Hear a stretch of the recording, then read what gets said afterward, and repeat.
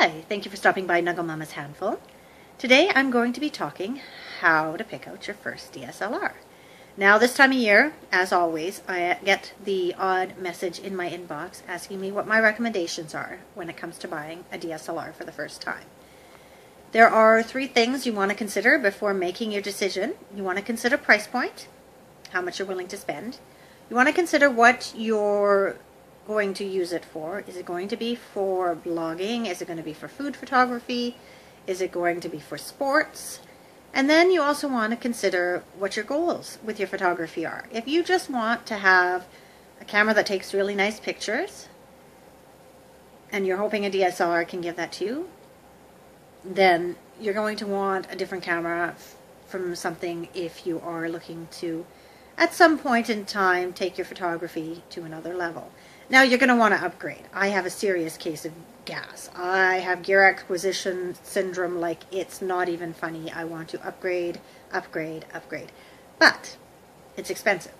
So starting off with the right camera to begin with is probably going to take you longer and save you money in the long run.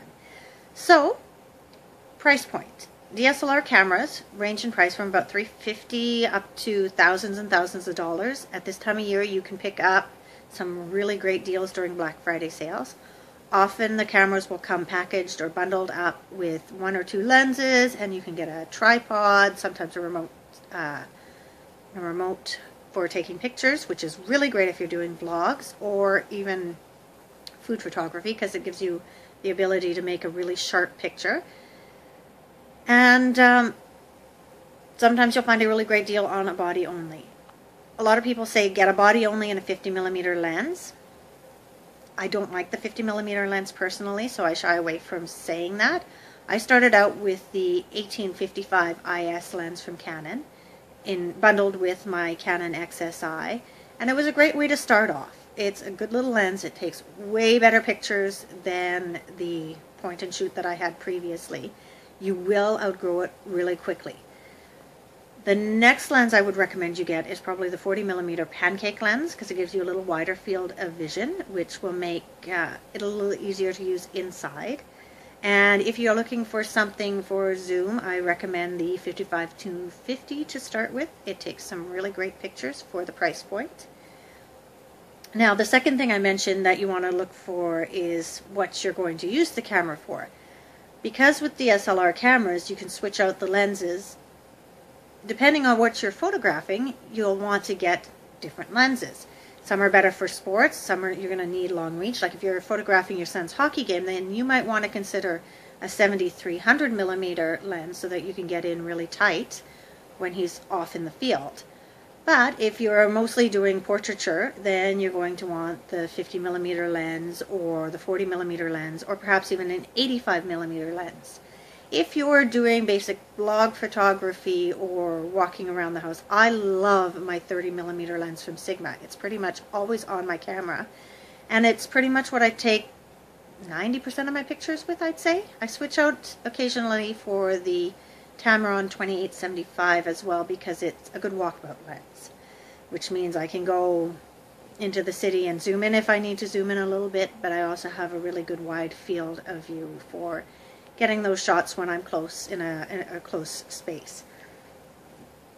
Now the third thing you want to think about is where you want to go with your photography. Every year Canon comes out with, or Nikon comes out with, a new camera. So right now they have the T3, the T3i, the T4i, the T5i, and they have the new SL1. Each generation of camera is slightly better than the one before it. So picking up a starter Canon camera, a T3i, for a great price on Black Friday or Boxing Day is a really nice idea. But if you want to take your photography to the next level, or start maybe considering photography as a side hobby rather than just having a camera that takes really nice pictures, then you might want to consider spending a little bit more money and getting something like the T5i, which has a few more focus points, maybe a few more features, probably takes faster pictures. I don't have all the specs in front of me right now, so I don't want to confirm or not confirm. If you're a blogger, the Rebel DSL1 I hear is great because it's a lighter weight camera. So it's a smaller body, but it's packed with all of the features of a higher end camera. But I highly recommend doing some research before you buy on all of the features that are included in each camera.